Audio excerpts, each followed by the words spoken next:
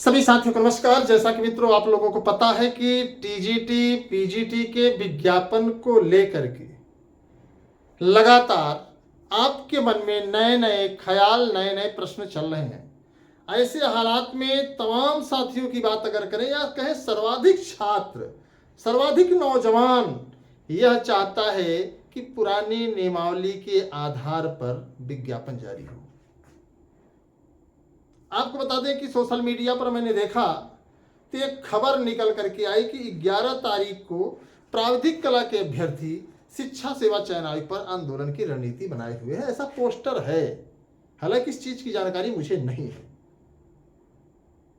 अब मैंने जो योजना बनाई थी कि इसमें जो लड़ाई इस बार हम लोग छेड़ेंगे, ये लड़ाई केवल किसी एक मुद्दे की नहीं होगी। ये लड़ाई केवल किसी एक व्यक्ति विशेष या सब्जेक्ट विशेष नहीं होगी। ये लड़ाई होगी पूरे समूल नियमावली को लेकर के, सवाल खड़े करने को लेकर के, जिसमें सर्वाधिक छात्र, सर्वाधिक जो है हमारे क्रांतिकारी भाई शामिल होंगे और हम सरकार पर दबाव बनाने में सफल रहेंगे। लेकिन अब किसने ये किया है ये तो मैं नहीं कह सकता, लेकिन सूत्रों से पता चला है, सोशल मीडिया पर तमाम पोस्ट चल रही हैं कि 11 तारीख को प्राविधिक कला के अभ्यर्थी शिक्षा सेवा चयन आयोग पर आंदोलन करेंगे। अब कोई कह रहा है कि आप भी आंदोलन करिए। मित्रों, युवा मंच टीम के द्वारा जो भी आयोजन होता है, जो भी आंदोलन होता है, उसका बाकायदा प्रशासन से परमिशन लेकर के किया जाता है। क्यों किया जाता है?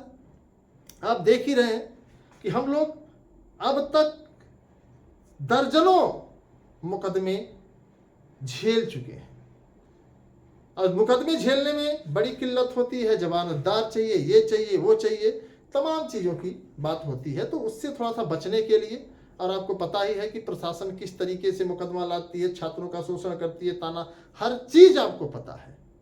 फिलहाल मैं सभी साथियों से अपील करूंगा कि अगर आप एकजुट नहीं होंगे, अलग थलग संघर्ष करेंगे, तो निश्चित तौर पर संघर्ष का जो माध्यम होगा दिखेगा तो, लेकिन सफलता न के बराबर। उदाहरण के लिए 13 तारीख को जीव विज्ञान मेंस की परीक्षा है और 14 तारीख को आपको पता है कि जीआईसी प्रवक्ता की परीक्षा है।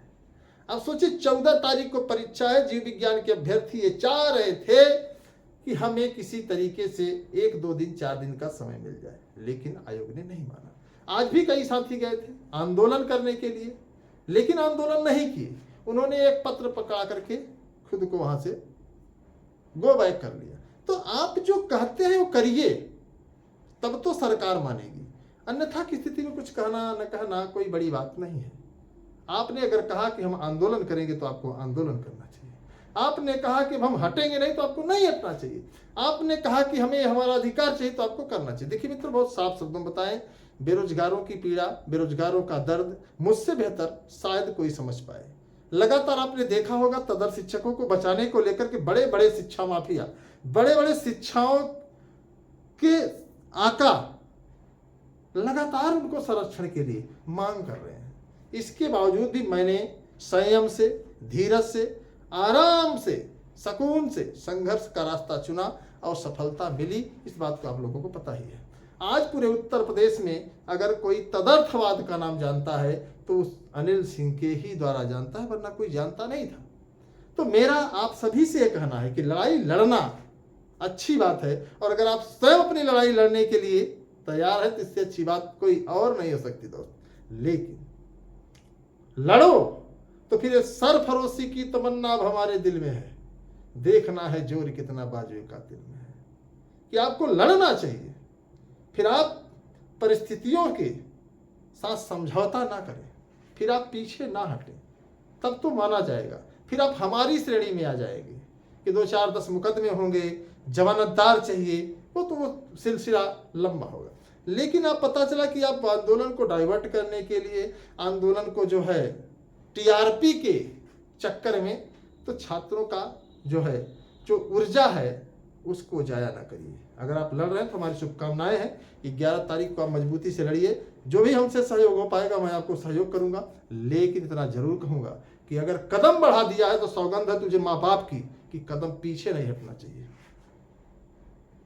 परिस्थितियां चाहे जो हो, अगर लाखों छात्रों के हक अधिकार को लेकर के आप मैदान में आ रहे हैं तो चाहे आपको कुर्बानी ही क्यों न देनी पड़े, लेकिन आपको पीछे नहीं हटना है, आपको एक भी कदम पीछे नहीं जाना। तब तो मैं समझूंगा कि हाँ ठीक है। अगर आप पीछे जा रहे हैं तो मैं यही समझूंगा कि आप एक साजिश के तहत आंदोलन को नष्ट करना चाहते हैं।